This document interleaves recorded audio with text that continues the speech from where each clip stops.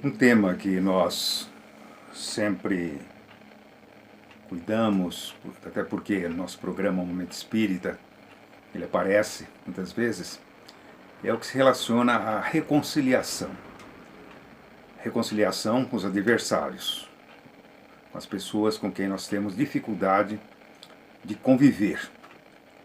Esse seria o tema nosso hoje, buscando os fundamentos no Evangelho segundo o Espiritismo de Allan Kardec.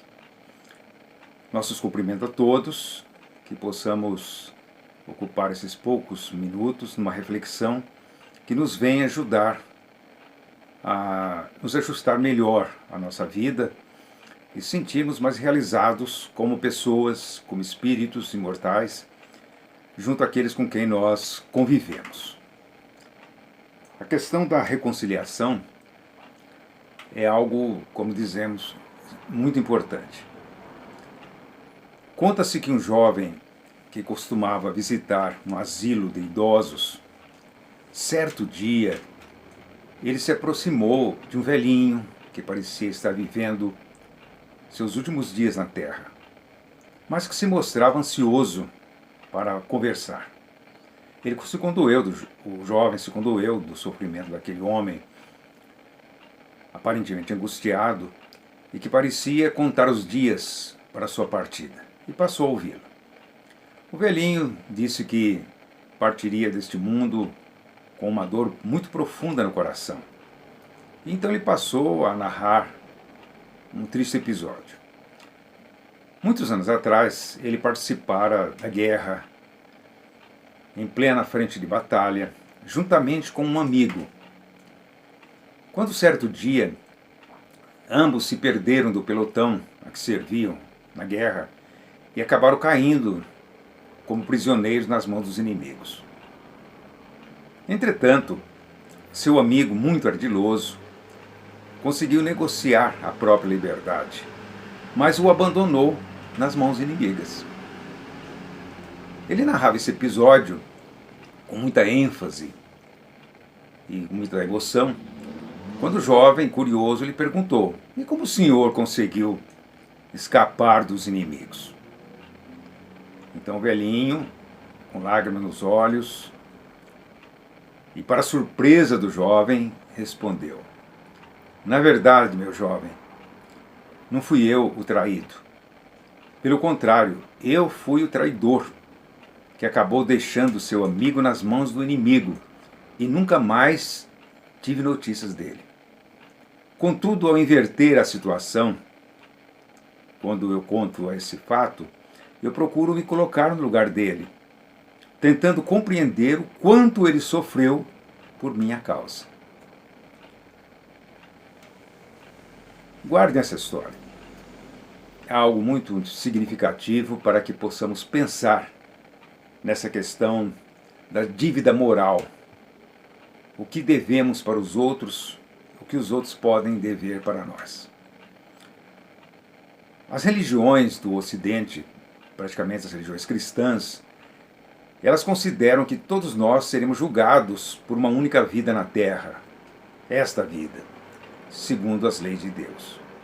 Acredito que Deus é que nos julga e nos encaminha de forma definitiva ou para o céu, se merecermos, ou para o inferno. Para uma parte desses crentes, o julgamento acontecerá no fim dos tempos, logo após a ressurreição dos mortos. Mas, segundo o Espiritismo, o julgamento, na verdade, é um auto-julgamento, que acontece nas passagens por várias existências e no plano espiritual. O juiz é a nossa consciência moral, à medida que vai se desenvolvendo e tornando cada vez mais exigentes. As leis morais pelos quais somos julgados, elas estão em desenvolvimento dentro de nós, em nossa consciência, desde que fomos criados. Isso quer dizer, em linhas gerais, que somos os construtores, os condutores do nosso destino. nós é que mandamos em nós. Embora todos os caminhos levem a Deus. Deus é a perfeição. Nada pode escapar da presença de Deus, do envolvimento de Deus. Ainda que aparentemente nós julguemos que Deus não está presente, ou Deus não se faz presente em determinadas situações. Jesus, no Evangelho, todos conhecem o Evangelho, ele fala a respeito dos problemas que nós temos uns com os outros, das intrigas, das rixas, dos desentendimentos, das agressões, da violência, que ainda existe entre nós os humanos. E ele coloca a reconciliação como uma questão de urgência na nossa vida. Ele recomenda que reconciliemos com o adversário, enquanto estamos a caminho com ele. Ou seja, enquanto estamos encarnados. Se um espírito parte desse mundo com ódio de alguém, é bem possível que ele pense em se vingar, assumindo o papel que nós chamamos de obsessor. O obsessor é um espírito como nós. Apenas ele está atuando como alguém que visa prejudicar outro, quase sempre porque se sentiu prejudicado por esse outro. A verdadeira obsessão é a do espírito que decide se vingar, atrapalhando a vida do inimigo que deixou na terra. Casos como esse são comuns. Muitas vezes, eles não decorrem apenas de problemas da última encarnação, ou desta encarnação. Ele pode envolver, inclusive, encarnações anteriores. Mas muitos problemas nós criamos na mesma encarnação e às vezes sofremos a consequência da mesma encarnação. Os espíritos que ainda não atingiram um nível desejável de compreensão, que são ainda armados pelo ódio, que pensam em vingança, eles não hesitam em prejudicar seus adversários. Mas quando a vítima, ou seja, a vítima de uma agressão, de uma ofensa, de uma violência, é um espírito de certo nível de esclarecimento e capaz de perdoar ou de nos entender, certamente ele não vai partir para a vingança. Nesse caso, o que vai funcionar em termos de justiça divina é a consciência da culpa, que mais cedo ou mais tarde vai incomodar o agressor. Ou seja, quando nós praticamos um ato em prejuízo de alguém, quase sempre quando o fazemos, não medimos as consequências disso. Não temos a consciência do mal que estamos causando para nós mesmos. Porque mais cedo ou mais tarde, isso vai voltar contra nós. E o nosso pior acusador não é o outro, não é aquele ou aquela que foi nossa vítima. O pior acusador é a nossa própria consciência, quando ela despertar para a realidade e quando ela então quererá de alguma forma pagar, vamos dizer assim, responder pelo mal que fez. Lembre da história do velhinho? O velhinho que, na verdade, traiu o seu amigo e que contava para o jovem a história ao inverso. Ou seja, que ele tinha sido traído. Porque o que estava acontecendo? A consciência da culpa chegou até ele e exigiu dele alguma providência. Então ele começa a sofrer o arrependimento e o remorso. Todos nós, certamente, conhecemos algum caso em que o agressor entra num processo de remorso depois que a sua vítima desencarna. É comum. Quando estamos aqui brigando uns com os outros, disputando lugar, disputando vantagens materiais, nós muitas vezes não percebemos o mal que estamos causando. Mas quando essa pessoa que foi a nossa vítima morre, falece, desencarna, isso nos leva a pensar um pouco sobre o que nós fizemos. Porque mais cedo ou mais tarde somos nós que estaremos indo para lá. Levando o quê?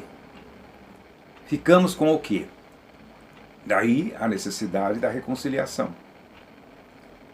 Quando Jesus fala da reconciliação, ele estava, na verdade, tentando mostrar para nós que a cura da nossa alma é sempre uma autocura. Nós podemos nos curar. Quando penetramos mais fundo na nossa alma, compreendemos melhor as leis que regem a vida e, de alguma forma, nos colocamos em condições de reparar o mal que fizemos. Se não em todo, pelo menos em parte. Pode ocorrer que a nossa vítima, por exemplo, esteja num nível espiritual muito abaixo do nosso. Por isso ele não encontra meios de atormentar. Se o espírito estiver muito abaixo, é claro que ele vai se vingar. Ele vai pensar em vingança. Mas nem sempre ele encontra condições de fazer isso. Isso não quer dizer que vamos ficar sem responder pelo mal que fizemos. Porque pior do que a perseguição do inimigo, lembremos disso, é a perseguição da nossa própria consciência. Em alguns casos, o agressor pode tentar se redimir da culpa, mudando de vida, passando a praticar o bem, orando pelo obsessor e conseguindo amenizar um pouco de sua investida, ou reconquistando a simpatia, o perdão desse obsessor, depois que encontra o caminho do esclarecimento e da regeneração. A reconciliação, segundo o capítulo Amai vossos inimigos do Evangelho segundo o Espiritismo, não é um processo mágico. É algo trabalhoso, difícil, porque ela implica, na verdade, uma mudança na nossa vida. Nós temos que considerar as diversas circunstâncias de cada caso. Cada caso é um caso. Cada situação é uma situação. Não há uma solução para todos os casos. As soluções são individuais, particulares. O mal do conflito é o ódio que fica nos corações. Com o coração desejando o mal do inimigo, a pessoa não tem nem mesmo condições, muitas vezes, de fazer a sua oração, fazer a sua prece. Por isso Jesus recomenda que antes da oferta, antes do pessoa ir ao altar fazer a sua oferta, que ela vá primeiro reconciliar com o seu adversário. E depois ela volte e faça a sua oferta.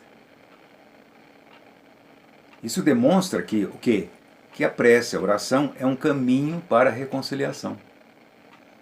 Nós não podemos orar odiando. Nós temos que orar pensando no bem daquele, inclusive, que nos prejudicou, ou daquele a quem nós prejudicamos. Em certos casos, essa reconciliação é impossível, pelo menos agora, por enquanto. Às vezes você quer se reconciliar, mas o adversário não quer. Mas se o agressor não conseguir o perdão de imediato, pelo menos ele colocou-se a caminho de se libertar dessa culpa, para que ela seja menos leve no seu íntimo. A reconciliação implica em perdão, e perdão implica em julgamento. Julgar no sentido comum é avaliar, emitir um juízo sobre as pessoas, por exemplo. Isso é julgar. O que nos leva a julgar é a capacidade de discernir, de estabelecer diferença entre o bem e o mal, o certo e o errado. Geralmente nós julgamos pelo impulso. Se fomos prejudicados, julgamos a pessoa que nos prejudicou pelo ato que ela cometeu. Mas não é tão simples assim. Porque nós precisamos saber a circunstância que isso aconteceu. Todo ser humano tem essa capacidade. Tem a capacidade de julgar. Ela é inerente à condição de ser inteligente que somos. Ninguém em sã consciência pode se abster de julgar. Aí você pergunta, então por que Jesus disse, não julgueis para que não sejais julgados? Isso você vai perguntar isso, claro. Precisamos ver em que sentido Jesus usou aí a palavra julgamento. Porque com a medida com que julgardes, vos julgarão também. Veja bem. Não julgueis para que não sejais julgados, pois com a medida com que julgardes, vos julgarão também. Jesus está referindo ao julgamento moral. Não é aquele julgamento do indivíduo vai ao tribunal, não é esse. Ao judiciário, onde ele é absolvido ou condenado, não é esse. É o julgamento que nós fazemos das pessoas no dia a dia da nossa vida. É esse julgamento a que Jesus se referia. Porque desse julgamento depende tudo. É impossível, dentro dos nossos parâmetros de verdade, deixar de ver um erro que foi cometido. Claro, nós vamos ver o erro. A pessoa errou. É impossível deixar de considerar que a pessoa deveria ter feito isso ou aquilo. Nós vamos julgar. Nós não podemos nos condenar por isso. Pelo contrário, essa capacidade de avaliar os atos que cometemos ou os atos que as pessoas cometem é inerente à nossa inteligência. O que nós não vamos fazer é julgar a pessoa. Vamos julgar os seus atos. Naquele célebre episódio da mulher adúltera, que está lá no Evangelho, houve uma grande diferença entre o julgamento da multidão e o julgamento de Jesus. A multidão, que representava o pensamento de Moisés, viu na mulher o pecado. Viu na mulher o pecado. A transgressão da lei, que merecia castigo. E o mais severo, a pena de morte. Apedrejar até morrer. Jesus, porém, o que ele fez? Qual foi a atitude dele diante daquela situação? Qual a diferença entre o julgamento do povo ali reunido, da multidão, e o de Jesus? Existe uma classificação muito interessante no estudo da psicologia que mostra que existem dois tipos de julgamentos, julgamentos pessoais. Um é o julgamento descritivo.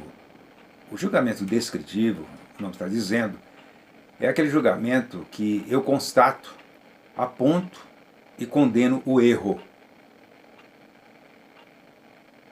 E o julgamento apreciativo é aquele que eu constato, aponto e condeno a pessoa. Veja a diferença.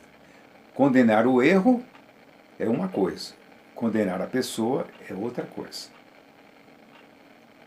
Não é porque o indivíduo errou que eu vou condená-lo.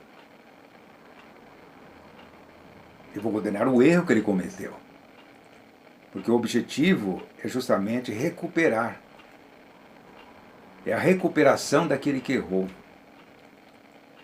Se Deus nos ama a todos nós como filhos, e todos somos irmãos, Deus nos ama a nós tanto quanto ama o nosso inimigo. Ele ama o mal tanto quanto ama o bom.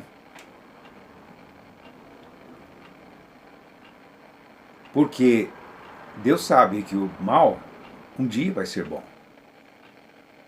É tudo uma questão evolutiva que a doutrina do Espírito nos ensina. Todos vamos caminhar em direção a Deus.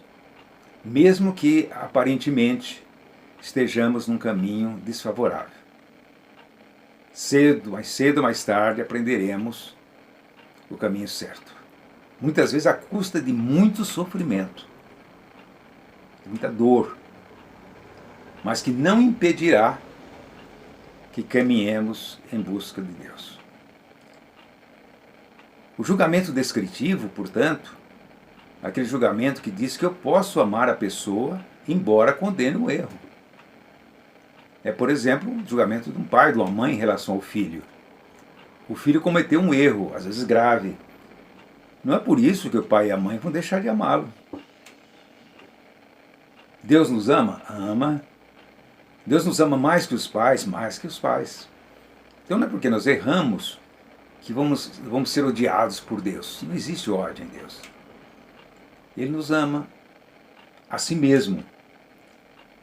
Mas teremos mais cedo ou mais tarde uma oportunidade de nos corrigir. Por isso a reencarnação. Sem a ideia da reencarnação, não dá para a gente pensar nisso. Porque há pessoas que têm uma vida relativamente curta. Quantos jovens, por exemplo, morrem na flor da idade depois de ter entregado totalmente ao crime, ter matado, roubado, especinhado, sequestrado, morre. Vai para onde? Se ele nunca teve outra oportunidade na vida, a não ser aquela, e escolheu um caminho errado, tinha pouca chance de escolher um caminho certo. Ele vai ser julgado, e aquele que viveu uma vida longa e não cometeu crime nenhum, esse naturalmente já evoluiu, já está num nível mais elevado de evolução moral. Mas ambos vão reencarnar, ambos vão nascer novamente. Então nós falamos aí do julgamento descritivo, que nós condenamos o erro e não a pessoa, e do julgamento apreciativo, que nós condenamos o erro e a pessoa. O apreciativo, eu cofundo a pessoa com o ato que ela cometeu e passo a odiá-las sem dar-lhe oportunidade. Então Deus não usa para conosco um julgamento apreciativo, ele usa um julgamento descritivo. Por isso que Jesus, diante da mulher adúltera, que julgamento ele proferiu? O julgamento descritivo. Ele não condenou a mulher, mas ele condenou o erro que ela cometeu. Vá e não peques mais, para que o pior não lhe aconteça. Veja bem como Jesus, previdente, alertou para que ela não voltasse a errar, porque seria pior para ela. Então Jesus usou o julgamento descritivo. O auto-julgamento é quando nós nos julgamos a nós mesmos. É fácil julgar a pessoa dos outros. Enquanto julgamos a pessoa pelo erro que ela cometeu, estamos nos poupando quando somos capazes de cometer aquele mesmo erro, e às vezes até pior. Daí porque Jesus usou a metáfora do cisco e da trave do olho. Por que julgas? Por que queres tirar o cisco do olho do teu irmão se tem uma trave no teu olho? Não foi isso que Jesus disse? Então essa questão, meus companheiros, meus irmãos, meus amigos, é muito importante a gente pensar sobre isso no dia a dia da nossa vida, porque a nossa experiência começa dentro de casa, dentro da família. Quantas coisas nós fazemos por impulso, sem pensar, sem raciocinar, sem levar em consideração as consequências que advêm disso. Devíamos parar alguns instantes na semana, por exemplo, um dia, para fazer até uma avaliação daquilo que já fizemos, deixamos de fazer, e daquilo que podemos fazer e daquilo que devemos evitar. O julgamento é sempre auto-julgamento. Nós vamos ser julgados por nós mesmos. O pior julgamento é o auto-julgamento. Podemos fugir do julgamento dos outros, podemos esconder, mas não podemos fugir nem nos esconder de nós mesmos. Então vamos pensar nesse tema muito importante do julgamento, da reconciliação, porque assim como eu tenho que reconciliar com o meu adversário, preciso reconciliar para estar bem com o mundo, com ele, comigo, eu também preciso me reconciliar comigo mesmo. Quando eu erro, quando eu cometo um erro, porque geralmente eu não vou conscientemente me condenar, como eu condeno o outro, mas inconscientemente, lá no fundo, eu estou me condenando a mim mesmo. Então, por isso, a utilização do julgamento é algo muito sério, aproveitando a nossa capacidade de discernir entre o bem e o mal, entre o conveniente e o inconveniente, entre o que devemos fazer e o que devemos evitar. Deus nos abençoe a todos, temos uma boa noite, um bom dia, e voltemos aqui outras vezes para discutirmos outros temas, outros assuntos. Muito obrigado.